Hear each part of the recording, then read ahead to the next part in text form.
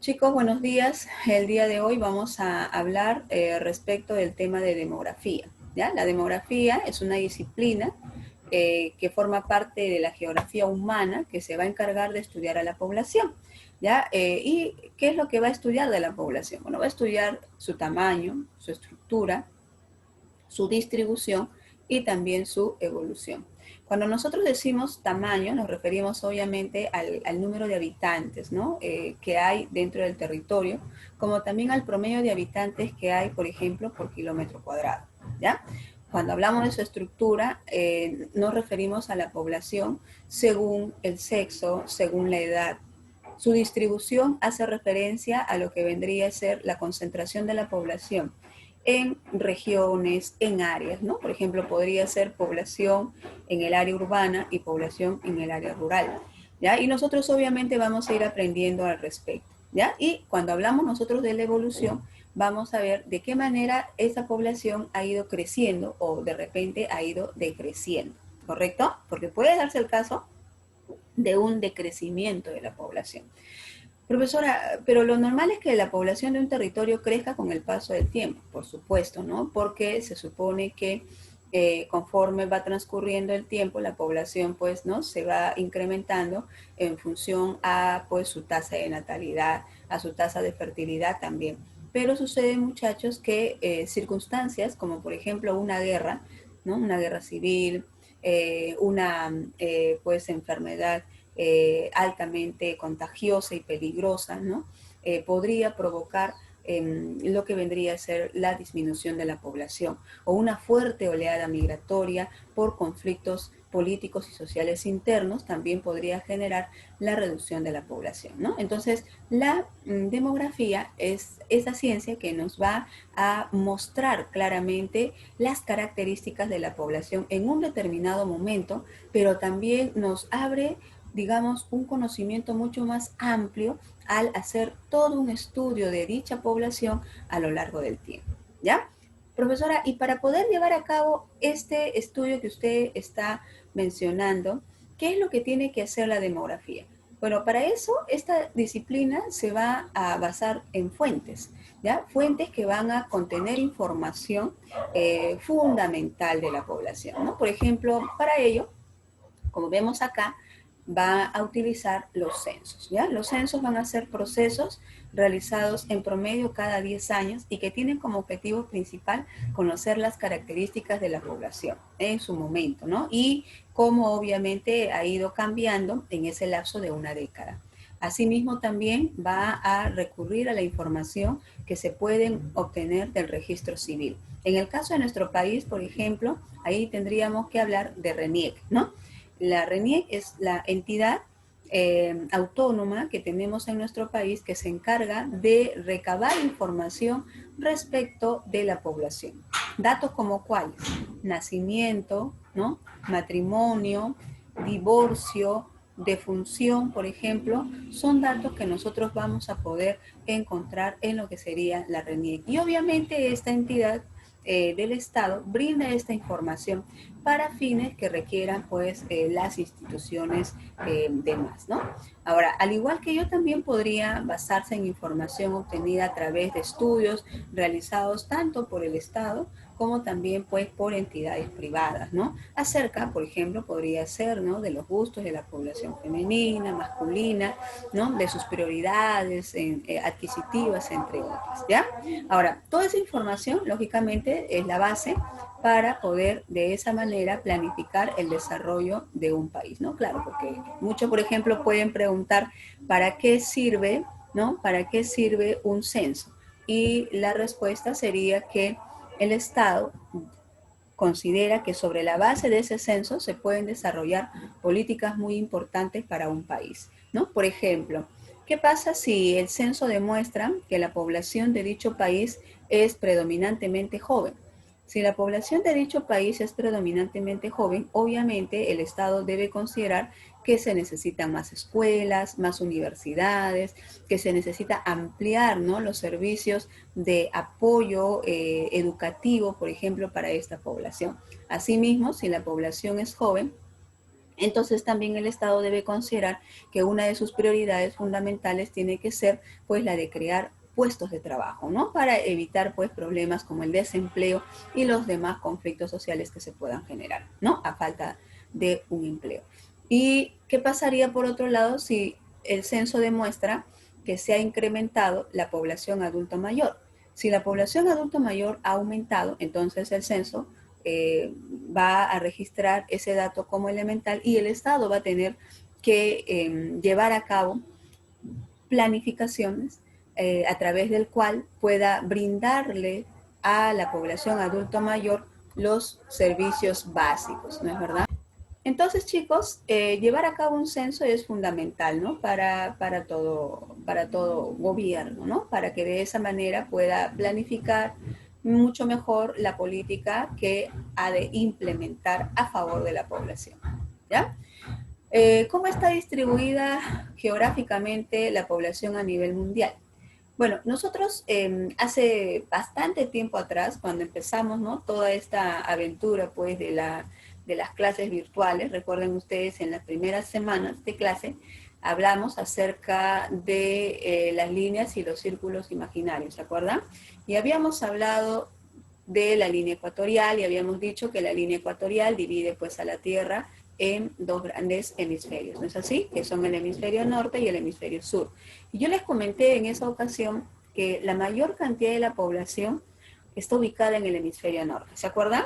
¿No? Por eso les decía, el hemisferio norte es llamado hemisferio continental también, ¿no? Porque aquí se concentra la mayor cantidad de masa continental y por ende también la mayor cantidad de la población a nivel mundial. Y eso es totalmente cierto, ¿no? Por ejemplo, miren aquí, leemos rápido lo siguiente, ¿no? Dice, el 90% de la población mundial se halla en el hemisferio norte.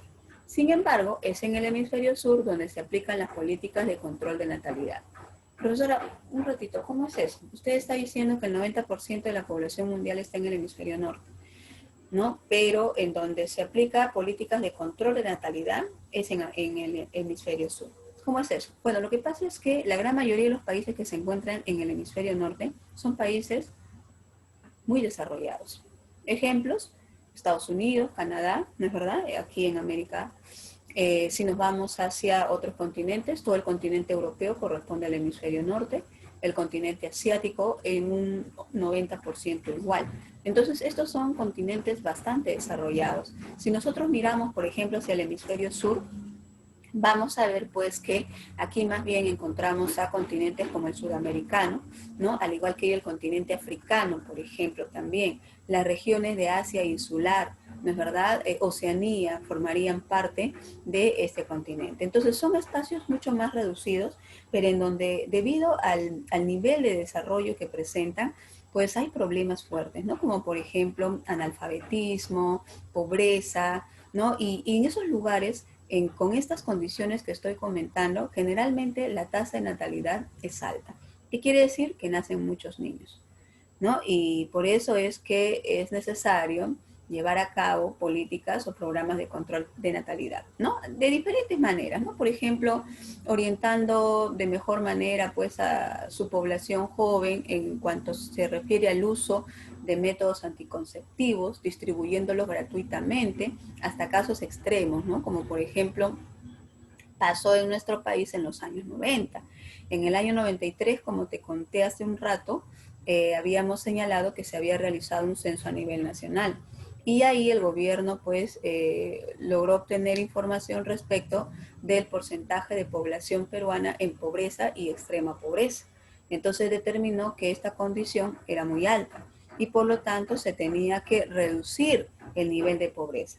¿Cómo? Bueno, no se le ocurrió mejor cosa al gobierno peruano que aplicar medidas extremas, como por ejemplo las esterilizaciones forzadas, a través de la cual, sin el consentimiento de la mujer, esta era esterilizada y obviamente eso conllevó pues a problemas de salud muy graves para muchas de estas mujeres. Profesora, ¿y dónde pasó eso? ¿Aquí en la capital? Bueno, generalmente esta política, esta medida extrema que te comento, se produjo en las provincias, en el interior del país, en donde obviamente pues había población bastante pobre, ¿no? Entonces, esta situación se denunció y es uno de los puntos por los cuales pues ha sido procesado Alberto Fujimori. Ustedes pues saben, ¿no? Que así como Toledo y otros personajes pues están en proceso de investigación y que inclusive había sido encarcelado a raíz de ello, ¿no? Muy bien. Dice luego, la población mundial está repartida en forma muy desigual, ¿no? El 80% de habitantes de la Tierra ocupa solo el 20% de la superficie continental, encontrándose entre los principales núcleos de población las zonas costeras, ya que las zonas de contacto de tráfico mundial, ¿no? ¿A qué se refiere eso? Bueno, es cierto, las ciudades más grandes del mundo, por la concentración de población que tienen, se encuentran en las costas, ¿no? Por ejemplo, si yo hablo en América de ciudades grandes, por la gran concentración de población que tiene, pues podría hablar de Nueva York. Nueva York es una ciudad importante para Estados Unidos. ¿No es así? Es el corazón de la economía del sistema capitalista mundial. Y Nueva York es una ciudad superpoblada. Por eso es que cuando ocurrió todo este problema, ¿no? Del COVID y la pandemia, una de las ciudades más golpeadas fue justamente la ciudad de Nueva York, ¿no? Ahí se determinó pues que la tasa de mortalidad era bastante alta, el número de contagios día a día era muy preocupante, ¿no? Y se tomaron por eso medidas extremas. Igual, ¿no? En el caso de nuestro país, ¿no? ¿Cuál es la ciudad más poblada del Perú? Lima. Lima y Lima está cerca al mar, ¿no es verdad? Si hablamos de Brasil, ¿no? Y de los otros países tienen una situación bastante similar. Entonces, lo que nos dicen aquí es que gran parte de la población mundial ocupa solo el 20% del territorio, ¿no? que hay en la superficie continental del planeta.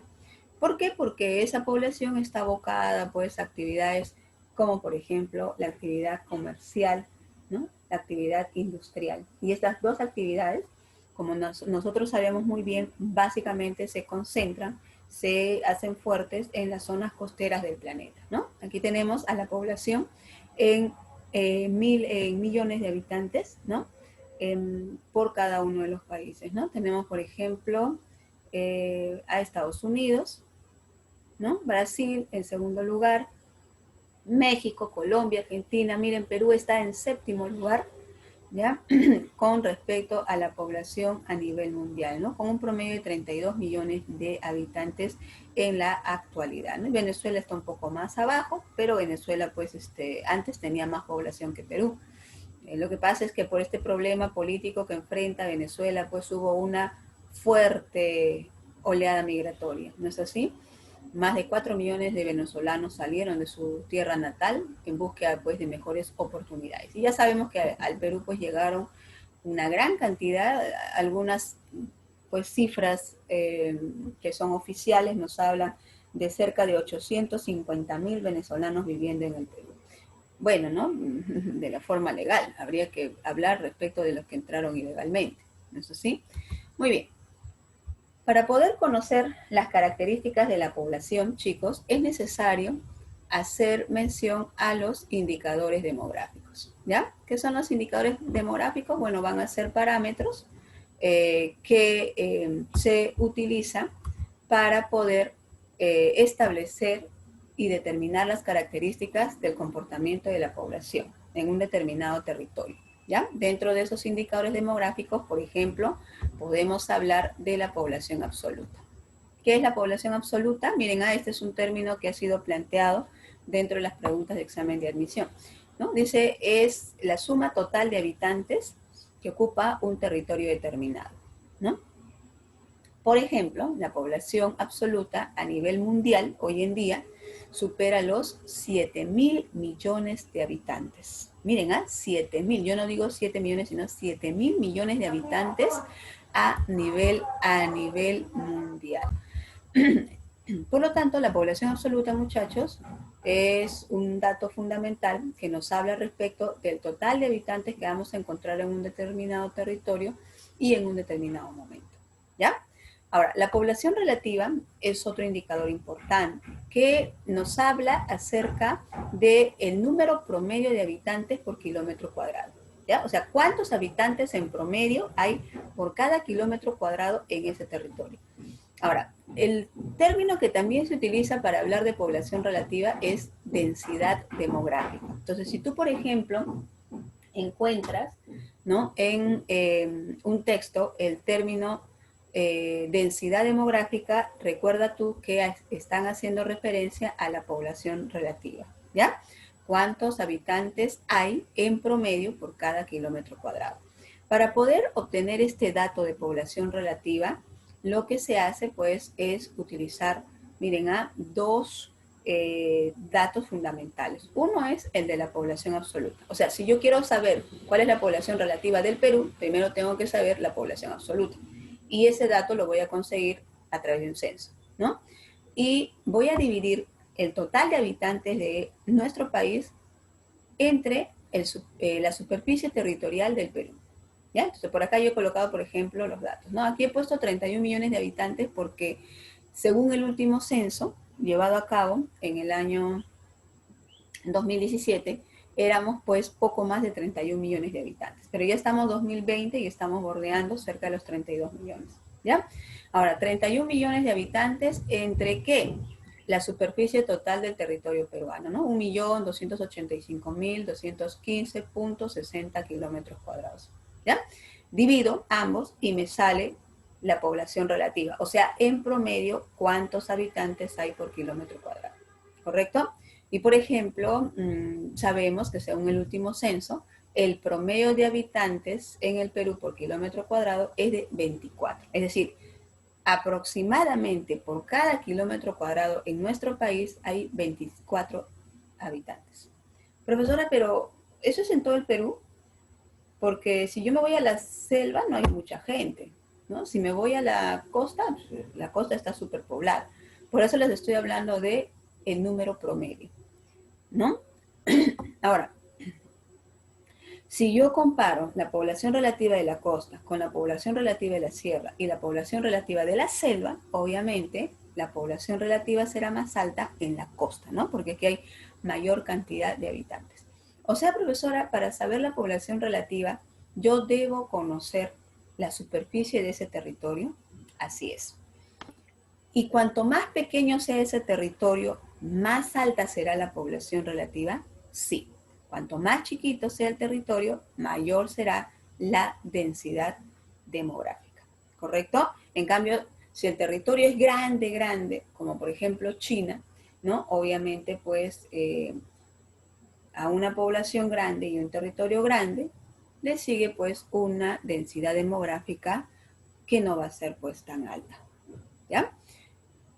Entonces, teniendo en cuenta eso, nos preguntaríamos, ¿cuáles son los países con mayor densidad poblacional en el mundo? Y aquí podríamos mencionar, por ejemplo, a países como Mónaco. Mónaco es un pequeño estado que se encuentra en el continente europeo. ¿Ya? Y Mónaco, miren, tiene 19.200 habitantes por kilómetro cuadrado. ¿Cuánto les dije que tenía el Perú? 24 habitantes por kilómetro cuadrado en promedio, ¿no? Y allá en Mónaco, 19.000 habitantes por kilómetro cuadrado. Ah, su profesora, ¿por qué tanto? Porque es un territorio muy pequeño, ¿ya? Y su población obviamente está concentrada en un espacio reducido.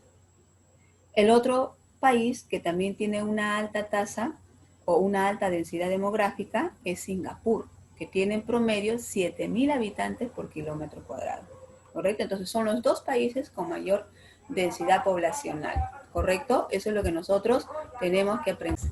Muy bien, chicos, el otro dato o indicador demográfico importante que nosotros tenemos que tomar en cuenta es la tasa de natalidad, ¿ya? ¿Qué es la tasa de natalidad? Ojo, también llamado tasa bruta de natalidad.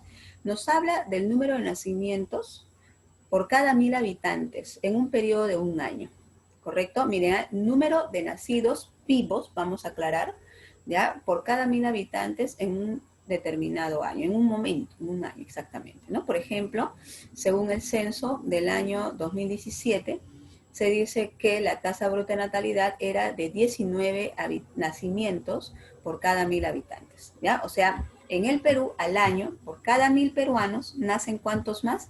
19. ¿Ya, profesora? Esa es una tasa alta, es una tasa baja. Bueno, todavía sigue considerándose como una tasa alta, pero lo real, muchachos, es que la tasa de natalidad en nuestro país ha disminuido de una manera progresiva. Eso quiere decir que cada vez nacen menos peruanos en nuestro país. Ah, profesora, pero eso es bueno, pues, ¿no?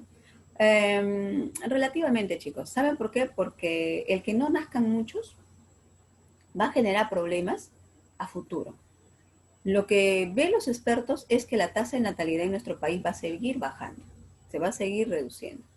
Y cuanto menos nazcan, de aquí a unos 30, 40 años vamos a tener una población joven muy reducida. Y esa población joven no va a poder ser suficiente para satisfacer la demanda de mano de obra en nuestro país, ¿no? Entonces va a haber un vacío. Cosa, por ejemplo, como ocurre pues en otras partes del mundo, ¿no? Por ejemplo, en el continente europeo la tasa de natalidad es bastante baja.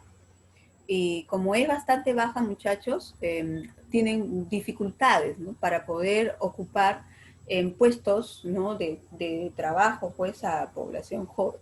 Por esa misma razón, sus políticas se han flexibilizado y permiten, ¿no? Las migraciones. Países como por ejemplo Italia, España. Recuerden ustedes que muchos peruanos migraron a Italia y España en las últimas 2 décadas. Todavía siguen yendo, pero en menor cantidad, ¿no? ¿Y por qué se iban hacia esos países de Europa? Porque demandaban mano de obra, principalmente mujeres, para que pudiesen trabajar, ¿no? Sobre todo, pues, como asistentas en el hogar, ¿no? Para atender a los adultos mayores, ¿no? De estos países, sobre todo.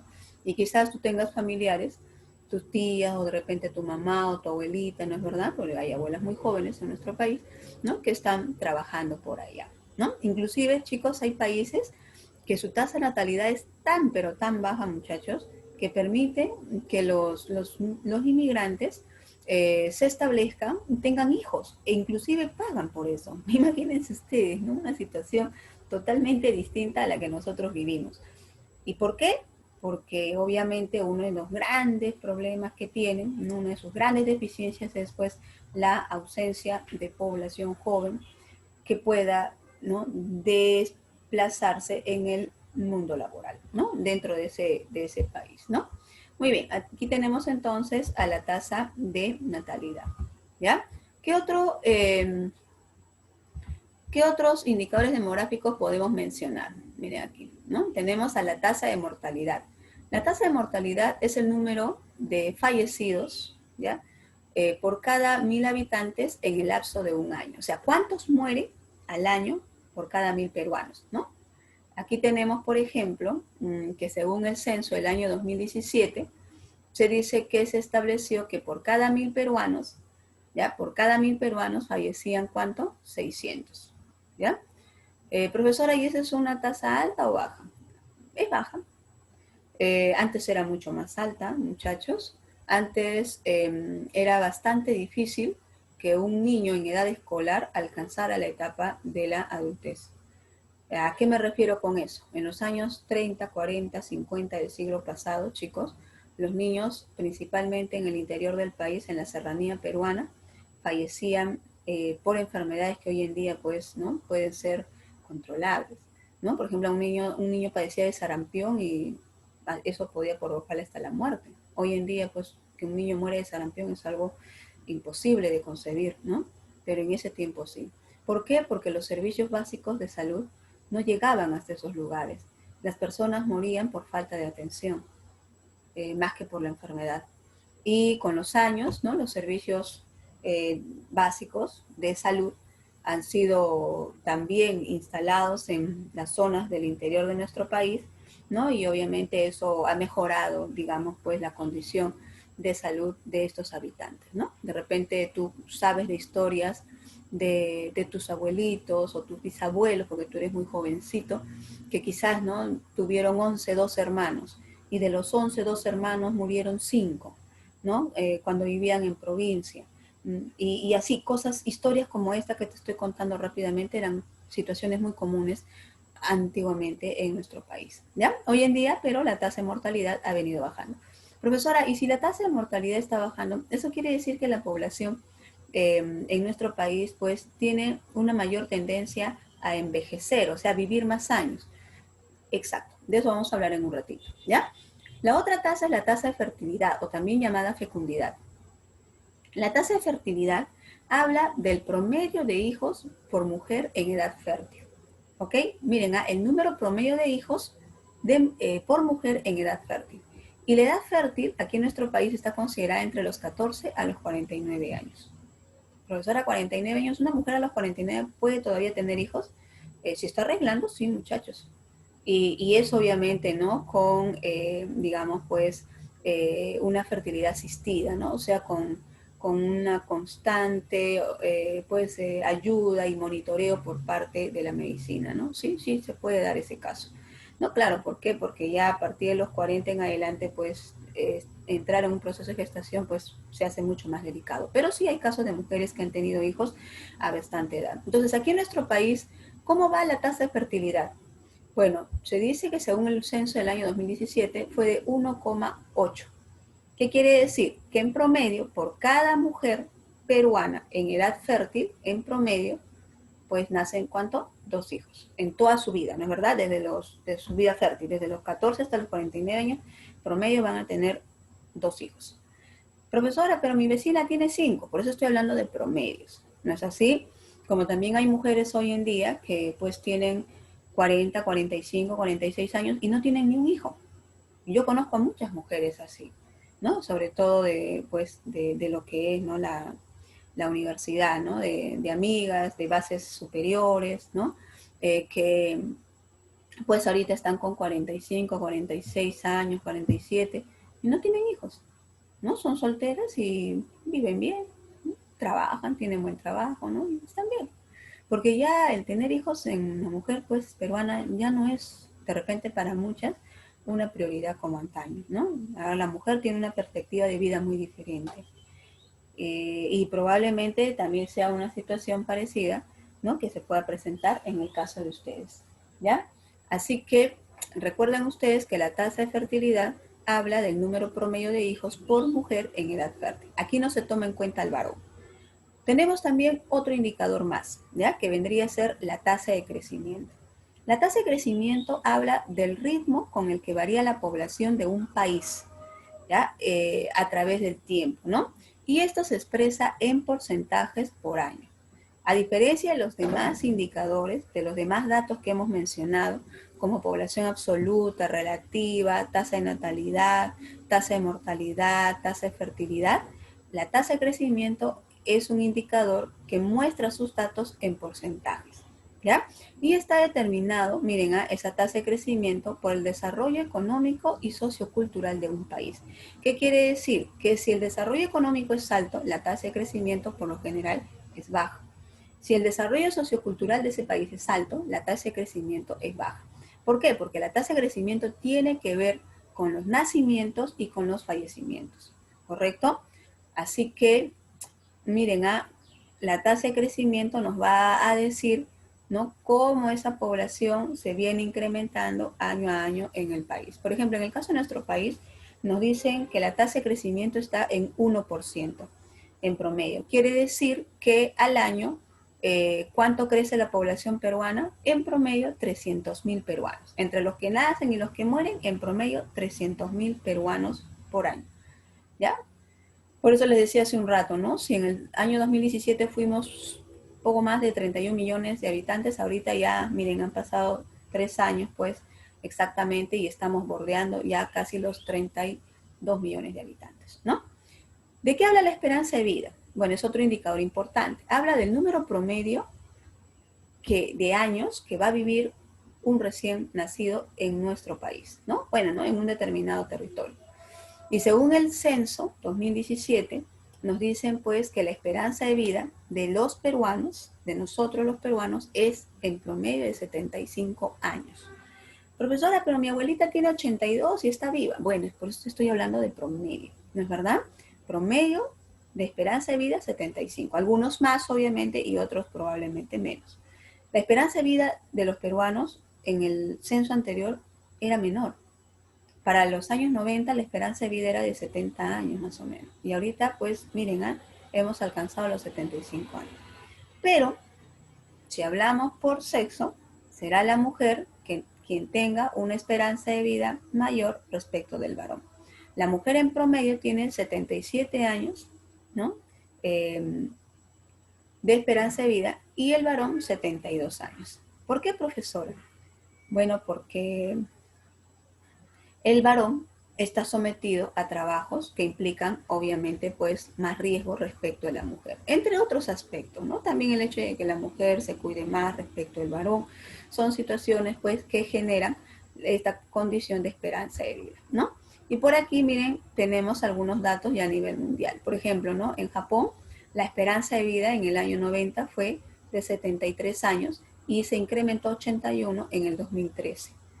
¿Ya? En Estados Unidos, miren, 71, luego 75 años, ¿no? Brasil, bueno, esto de aquí creo que es una cifra un poco exagerada, ¿no? Pero el caso, pues, es que lo que vemos es que a nivel mundial la esperanza de vida se ha venido incrementando, ¿no? A lo largo del tiempo, ¿ya? Muy bien, chicos. Entonces, estos vendrían a ser los principales indicadores demográficos que se toman en cuenta para hacer un estudio de la población. Aquí también podríamos agregar respecto de lo que son los procesos migratorios. Las migraciones son el desplazamiento de la población, ¿ya? De un territorio a otro. Puede ser con fines de residencia, con la idea de trabajar, se pueden quedar pues un corto tiempo o probablemente permanecer por un periodo muy prolongado. ¿No es así? Estas son condiciones pues que se deben tomar en cuenta, ¿no? Entonces, cuando nosotros hablamos, por ejemplo, del crecimiento de la población, si hablamos del crecimiento natural o vegetativo, estamos hablando de la población tomando en cuenta indicadores como lo que sería la tasa de natalidad y la tasa de mortalidad. O sea, cuántos nacen, cuántos mueren, eso nos da el dato de cómo va creciendo la población. Y ese es el dato de crecimiento natural. ¿Ya? Aquí tenemos información respecto del censo del año 2017 y algunos datos registrados, además de los que ya hemos mencionado, ¿no? Pero eso lo vamos a desarrollar más adelante.